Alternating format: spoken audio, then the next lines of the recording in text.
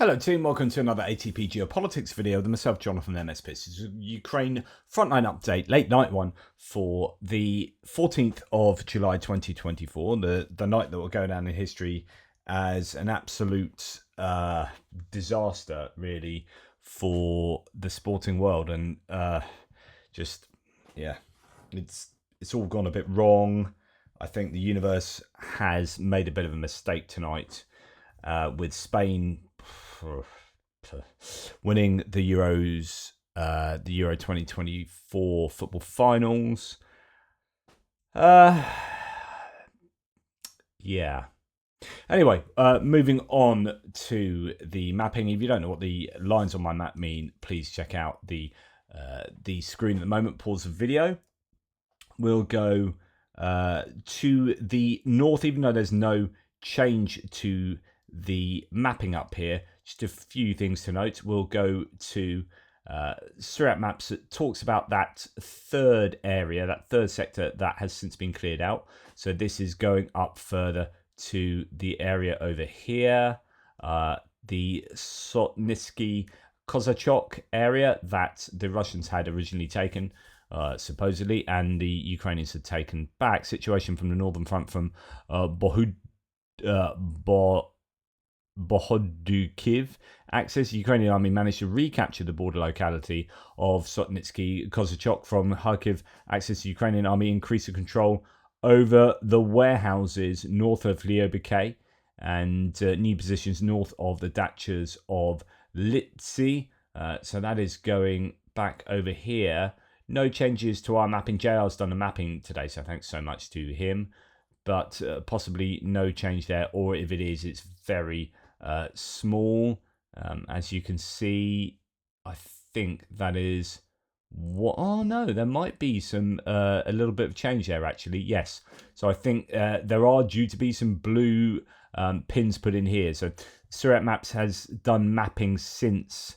So this is only a few hours ago, and JR did the mapping about 5 hours before that. So thanks so much to JR. I'm sorry it's taken me a long time to get there. Football got in the way. But yeah, so it looks like there have been some gains for the Ukrainians north of Lyobikay from the Chuhiv axis. So quite a bit happening there that won't be on our mapping either. So bit of territory taken by the Ukrainians north of Lyobikay, continuing to have some success there. And then as we come into Vovchansk, the two blue lines here represent the northern one here is the Russian defensive line, and the southern one is the Ukrainian defensive line, and everywhere in the middle is the grey zone, as according to Andrew Perpetua. The other lines are the Russian defensive lines, according to yellow deep state map and red Surat map. So it looks quite confusing, lots of lines there. Surat Maps has the Russians connecting this aggregates plant to their other bridgehead here, and then getting over the Volcha River. There are many claims that this never happened. This was just complete falsity from the Russians. Nevertheless, Surat Maps has that. If we go to look at Surat Maps, they even increase that amount there. So it's going to be interesting to see what others say about this. Over the last 4 days, heavy fighting has taken place in the town of Vovchansk. Russian armies regained control of some positions in the northeast and continue to advance in the on the other bank of the Volcha River, reaching the agricultural school. So I would imagine, they're not going to. It seems odd to think that they're going to make that up out of whole cloth for several days running, and then claim that they've got even further to the south. So there could well be some truth in the Surat Maps claim there. But then also, meanwhile, the Ukrainian army does not give up and continues to launch counterattacks, which have allowed them to recapture several buildings on the Haharina and Shevchenka streets in an attempt to outflank the hospital under Russian control. That would say that's, I presume, the hospital is up here, flanking that around here. So some gains for the Ukrainians in that area and pushing up to the side of that hospital. So it looks like the Ukrainians might have taken this sort of area here and moving up alongside that hospital. So two differing things happening in this area. We'll see the changes to the mapping tomorrow.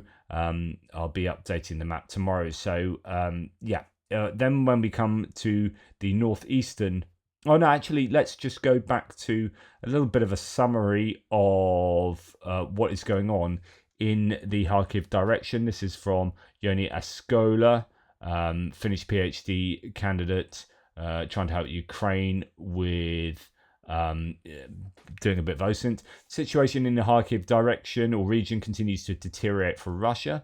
The Russian military blogger Anatoly Radov recognizes the escalating situation in the Kharkiv direction region for Russian forces, particularly near Hlyobike. Ukrainian forces have been carrying out counterattacks in recent weeks, leading to the gradual retreat of the Russian forces. The diversionary offensive in the northern part of the Kharkiv region has been a colossal failure for Russia, as it has been unable to achieve its military or political objectives in that area. Ukraine has not needed to redeploy a significant number of troops from other regions to have an impact in the east and south, while Russia has used troops that it could have used on the main fronts. Russia has also failed to establish a buffer zone as intended in its political objective.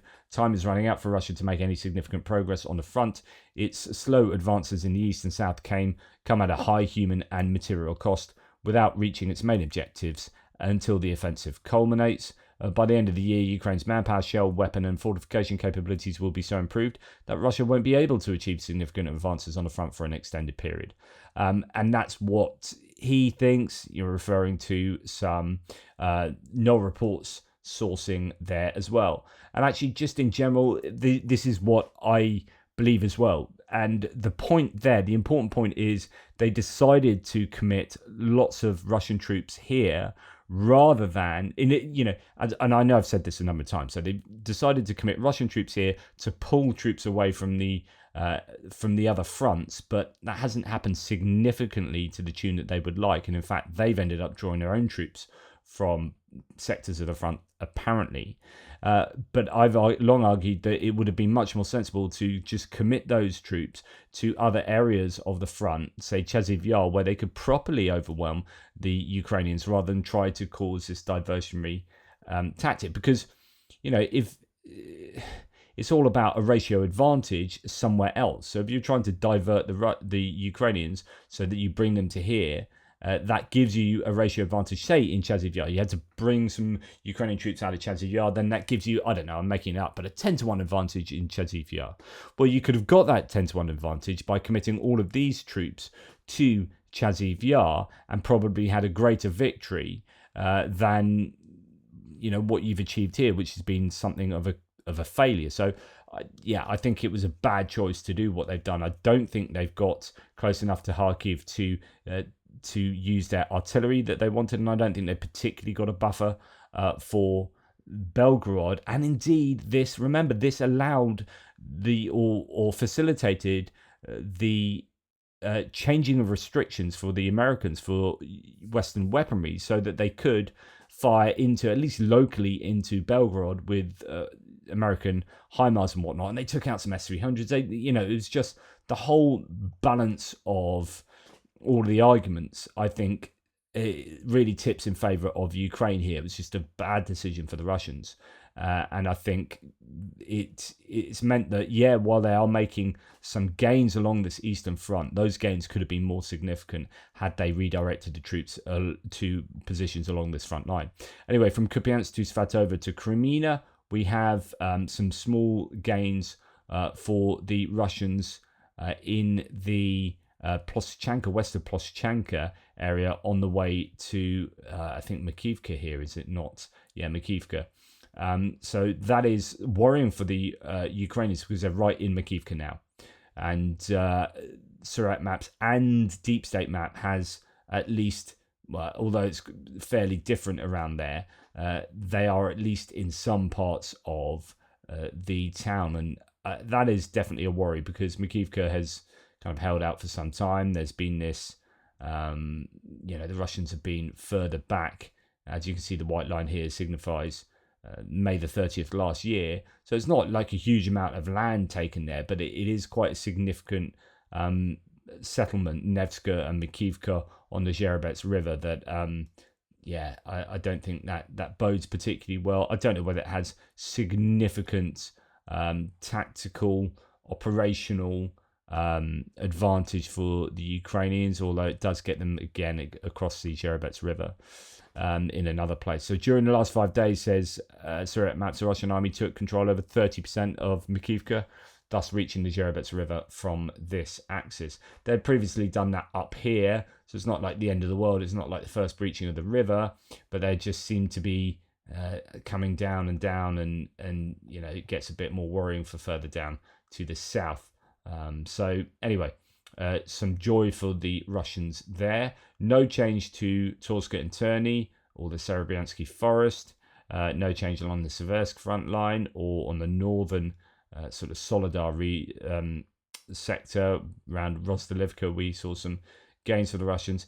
Now, no change to Chaziv Yar itself, which is good news. I think they are, as I've said a number of days in a row, reconstituting. They're taking a breather before possibly going again.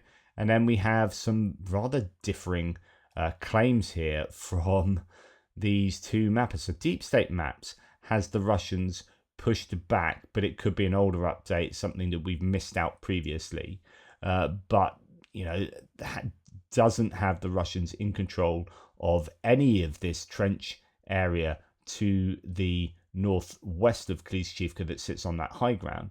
Surat Maps, on the other hand, has the Russians making further gains south of the trench line. So Andrew Perpetuan, Deep State Maps, and Surat Maps really do disagree on what's going on here. And in fact, the difference between the defensive lines from Surat Maps, a pro-Russian mapper, and Deep State and Andrew Perpetua, who broadly agree with each other here, and they don't always agree with each other, but the difference here is as significant as anywhere on the front line, I think. Klishchivka is, this whole area, I think, signifies some serious disagreements. Andrew Perpetua's long said that Klishchivka is just one big grey zone. It is a place where the Ukrainians will go in, do something, Russians will go in, do something, but it's not the sort of place that you can get any shelter in. It's been completely rubberized as a village. I think it's even caught now. No, it's not caught on satellite. It's not the newest satellite here. But anyway, it is completely rubberized, and you can't even get any protection in any basements. I think the basements have long gone. So it's not an easy place to stay in for any length of time. But anyway, some disagreement there. Then we have the Russians making some small gains around the Toretska region, coming to the south of their the sector going into Pivnichne. This is Kitry Renok, where the Russians are now taking some of these streets in the larger suburban environment of Toretsk. No other map is saying that. Could well have happened. We'll wait and see. Andrew Perpetua the other day was saying he was somewhat more confident that the Russians would be held back here more so than New York. That's quite a challenge. They seem to have widened the base of their bridgehead here.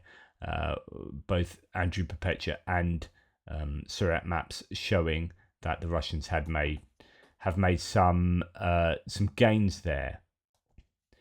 I've just turned off the Ukrainian defensive line from Andrew Perpetua around here because it gets there's quite a lot going on here. So anyway, we come to the Avdiivka sector and we can see actually, what do we have? So Klishchivka, the Russians advancing Klishchivka, take control over new parts of the hills there. Sorry, I missed this out. And then we have those two areas, the Russians advancing southwestern New York in order to increase the width of the salient. In addition, Russian forces took control over a series of streets and houses in Zalizhne, initiating the battle for that town. And that's one we looked at. So now we are going to go to look at the gains the Russians have made on the Avdiivka sector. And there were some small gains up here and some coming in down here.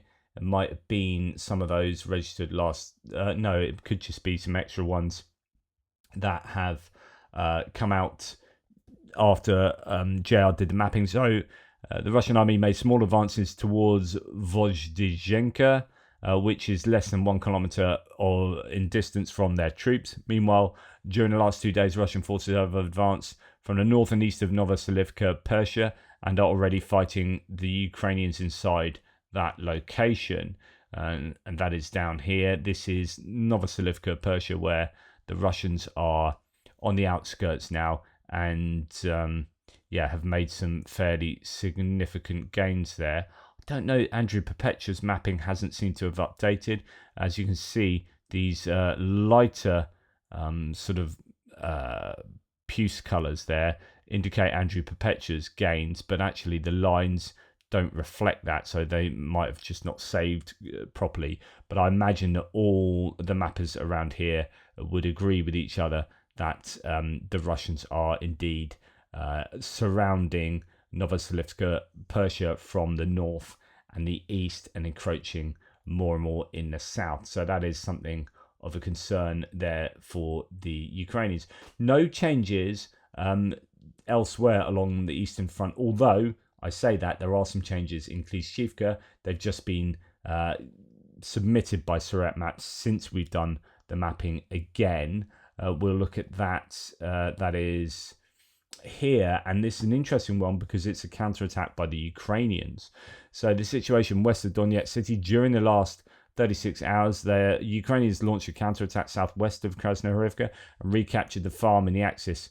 In addition to re-establishing a presence on Lemontova and Zalizhnitchna streets. That is to say that just down here, they have taken control of this farm here and are present on these 2 streets there. So that's interesting because the Russians are pressing further to the north inside the town, and if the Ukrainians are genuinely doing a counterattack around here, first of all, it means they must have troops enough to do that.